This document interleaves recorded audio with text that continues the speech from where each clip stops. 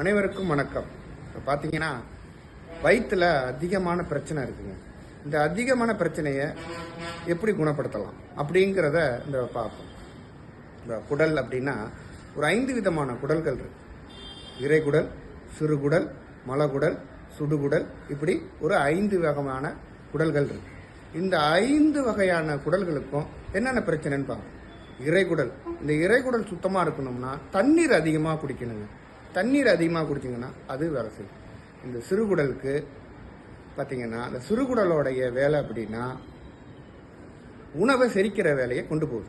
இந்த உணவு செரிக்கிறதுக்கு செரிக்கலைன்னா சாயந்தரம் இல்லை காலையில் சாப்பிட்ட பிறகு ஒரு புளிப்பு மிட்டாய் இல்லை ஒரு இஞ்சி மிட்டாய் எதோ வாங்கி சப்பி சாப்பிடணும்.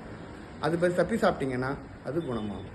இல்லை டோட்டலாகவே எனக்கு வயிறு ப்ராப்ளமாக இருக்குது அப்படின்னா சிறிய மருத்துவம், இந்த நெரிஞ்சில் முல்லை, இந்த ரோட்ல எல்லாம் முளைச்சிக்கிட்டு இருக்கும் நெரிஞ்சில் முள், அந்த நெரிஞ்சில் முல்லை எடுத்துகிட்டு வந்து கலெக்ட் பண்ணி சுத்தப்படுத்தி கொதிக்க வச்சு காலையிலையும் சாயந்தரமும் ஒரு டம்ளர் குடிச்சிட்டு வந்தீங்கன்னா இந்த வயிற்று பிரச்சனை சுத்தமாக போயிடுங்க. செய்து பாருங்கள்.